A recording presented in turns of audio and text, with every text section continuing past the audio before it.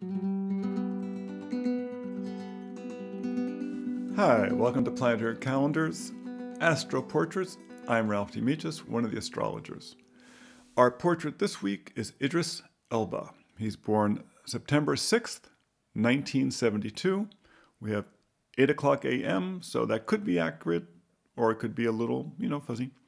In London, England. We love when we have a time. It's amazing how many charts are out there with times, but now and then you have certain people you'd like to cover, but you don't have the time, so we do a rectification. Still fun. By the way, before I get started, please come see us at Planetary Calendar Astrology on YouTube and subscribe and push that little bell, because if you push the little bell, it'll get reminders when we do our forecasts for the coming week every Friday, and when we do our portraits every Tuesday. Hopefully you learn a lot from them. Now on to Idris. He's born, fairly early in the morning.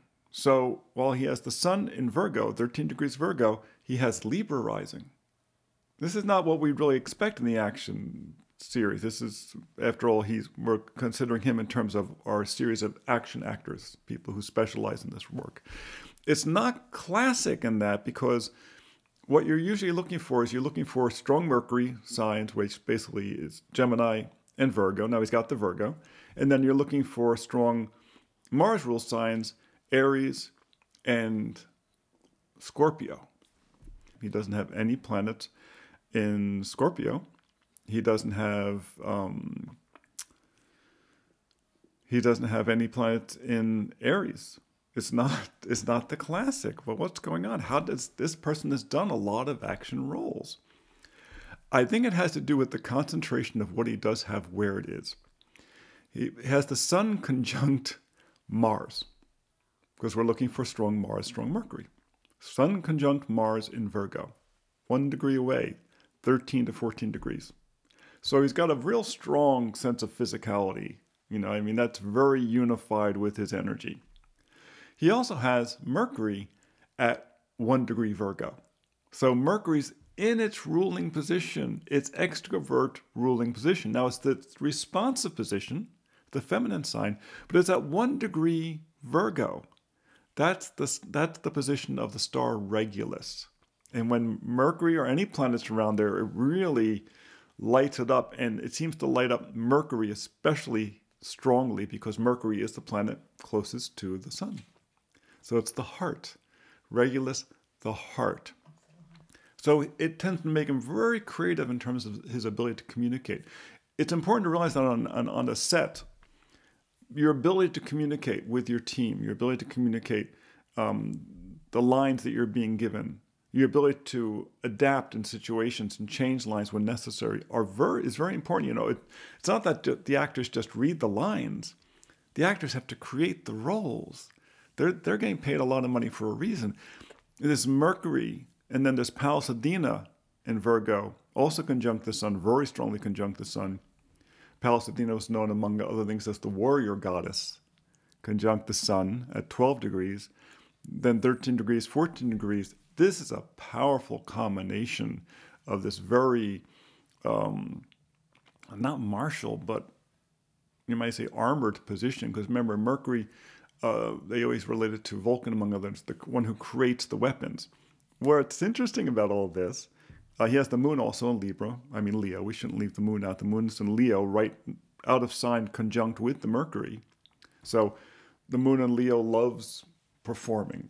It loves, being out there. It loves being loved. The moon in Leo is a very strong position, so it's great for an actor. But all these planets in Virgo are in the 12th house. And we many times have seen that among actors, the 12th house is very important. It's the house of make-believe. And among especially movie actors, where you're away from the world, the set is a controlled space and everything's controlled around you. It's like being in a big fish tank. It works really well for them, their ability to act and perform in that protected environment of imagination. It's a place where he has a tremendous amount of skill.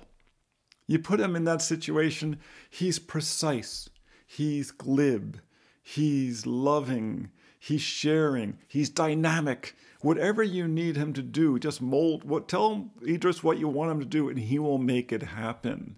He commands in that world. Who else is there? What else is there? The part of fortune. His link to the financial world is conjunct his sun in the 12th house, bracketed by Pallas Athena, the warrior goddess, and Mars. What else do you need?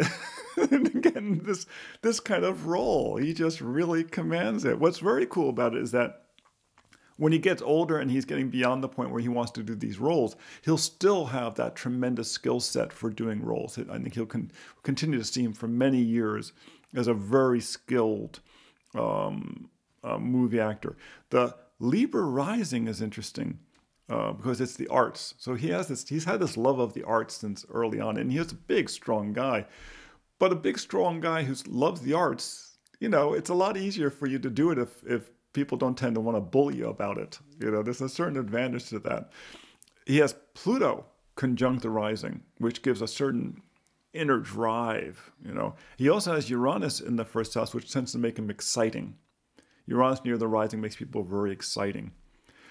He has Jupiter in Sagittarius, a very, very good role position for an actor because it's very athletic.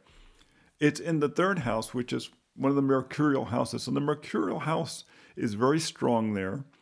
The Mars-ruled house, the Mars house, which is the 1st house, is also very strong. So that side of it is very, very strong.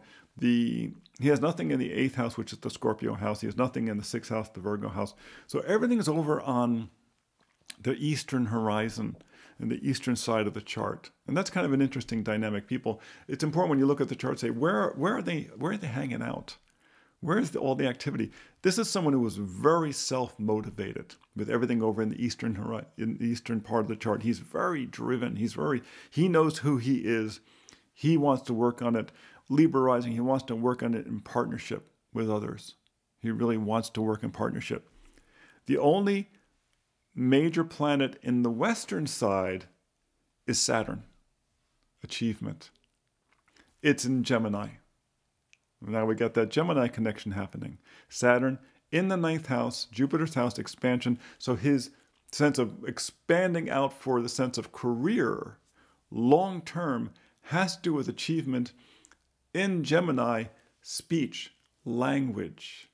He would have made a good astrologer, in fact, too, though he wouldn't have pontificated enough. And astrologers have to pontificate. Astrologers usually have Jupiter up high because it loves to pontificate, as I was saying.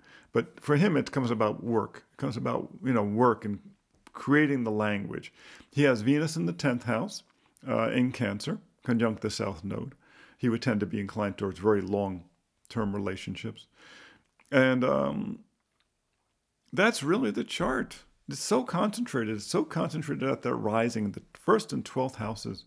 The moon up in the 11th house, he will tend to be very good to his friends, very good to his coworkers, but he really wants them to love him. He wants to be on stage. He likes the attention, the audience. He likes that. But he thrives on the movie set. He thrives there. He's just a tremendous craftsman. He's probably great to work with because he will do what needs to be done and he will do it very, very well.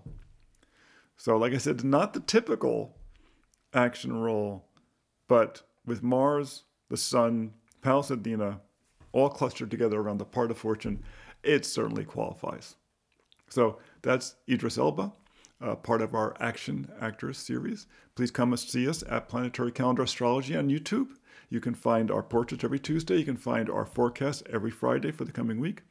Please subscribe, push that little bell so you get reminded. And you can come find your calendars, your day planners from the Planetary Calendar, your digital version at planetarycalendar.com. Until next time, be well.